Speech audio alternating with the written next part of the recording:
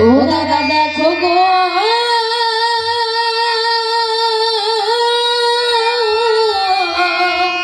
দেখো গো কাহার যেন চোখে বছর দিনিয়া যায় দেখো গো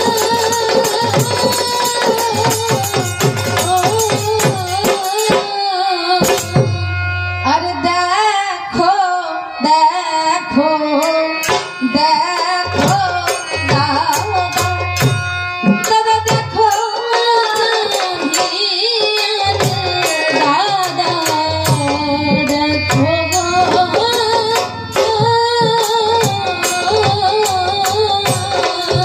আরে কাহার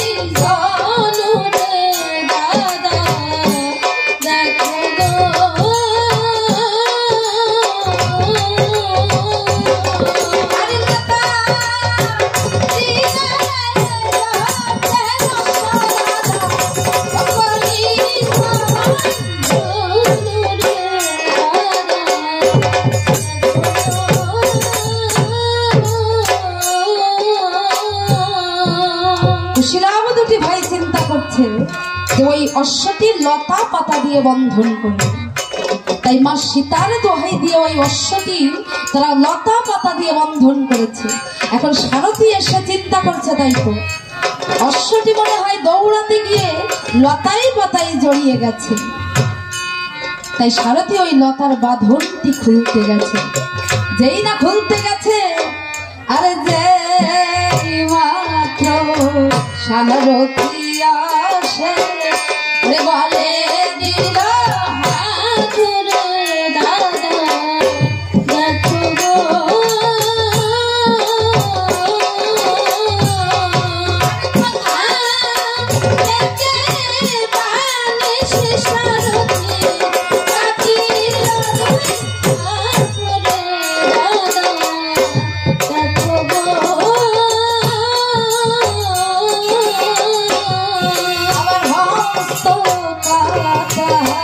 গেলো সারথী করিছে ক্রন্দন রে রাধা দেখো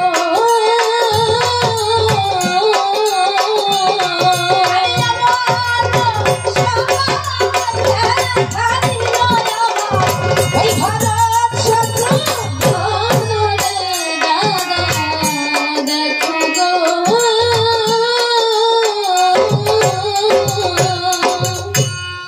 ভরত শত্রুঘ্ন এসে বলছে, ও সারথী তোমার এই হস্ত দুখানা কাটলো কেমন করে?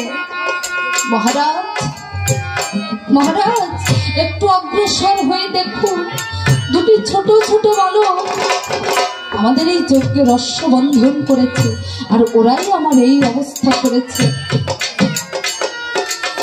ভরত শত্রুঘ্ন গিয়ে বলছে, হে বালক দল, কহ প্রকাশিয়া কি বা নাম, কোথায় ধাম, আর কাহারি বা নন্দন তোমরা?